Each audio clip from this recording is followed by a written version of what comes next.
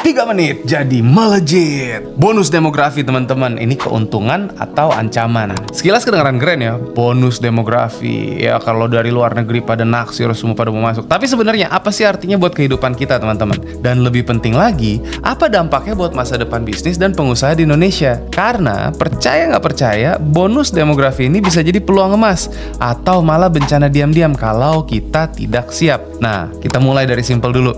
Bonus demografi itu artinya jumlah penduduk usia produktif itu sekitar 15-64 ya sebelum pensiun ya kita ngomong ya.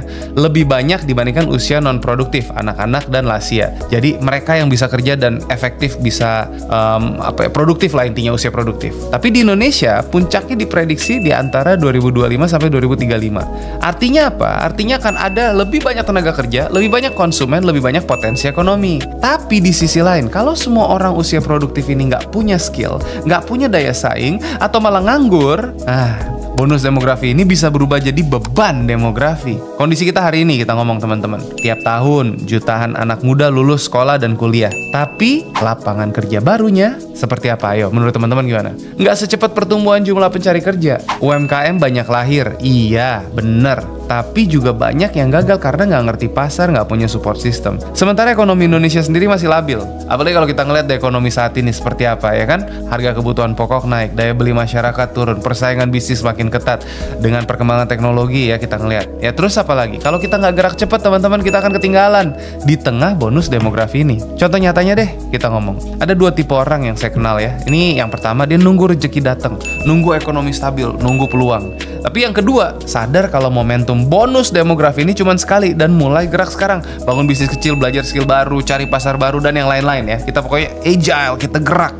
Percaya deh, yang bertahan dan menang di masa depan adalah orang yang siap menciptakan peluang, bukan yang justru nunggu peluang. Nah, kamu udah belum upgrade diri, ya kan? Cari apa nih? Kalau kamu memanfaatin bonus demografi ini, action plan kamu tuh harus dimulai dari sekarang. Asas skill yang dibutuhkan pasar, bikin bisnis yang dibutuhkan, bukan cuma skill akademik juga, tapi juga kreativitas, problem solving, digital literacy, mesti tahu, leadership, mesti tahu, berani mulai usaha kecil. Kita di The Entrepreneur Society tuh ngajarin kalau kamu nggak harus nunggu punya modal gede buat memulai sesuatu. Mulai dulu deh dari jual jasa, produk punya orang lain terlebih dahulu ya kan, atau freelance apa aja.